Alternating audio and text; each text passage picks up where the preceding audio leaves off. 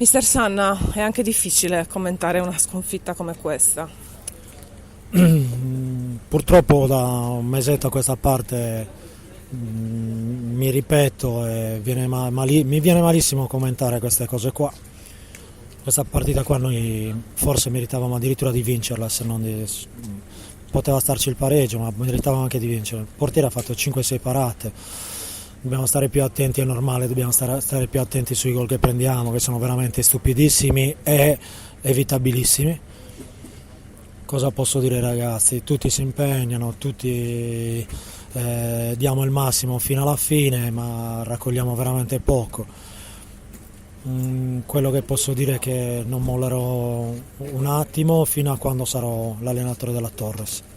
Ovviamente, al di là della sconfitta che pesa sulla classifica e sui raggiunti dal Castiadas, è anche difficile uscire da questo circuito perché insomma, il morale è sicuramente basso. Come si fa a ripartire?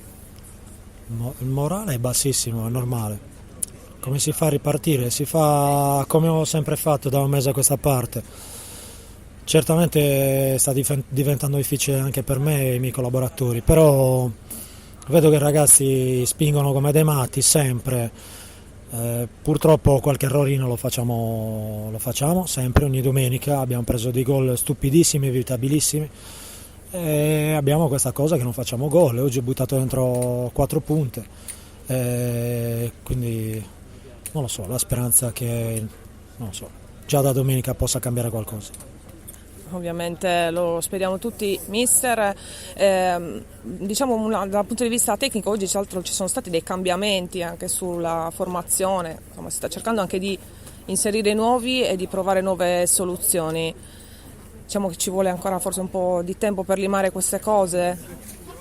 Col modulo iniziale che era Diciamo anche l'infortunio di Minuto che ha un po' cambiato le carte. Che era un 3-5-2, siamo andati benissimo, abbiamo costruito tantissimo. È uscito Minuto, è entrato Spinola, abbiamo cambiato modulo e siamo andati benissimo. Purtroppo noi non facciamo gol, è una palla stupidissima, ci fa gol sempre, prendiamo gol, su una palla stupidissima prendiamo gol.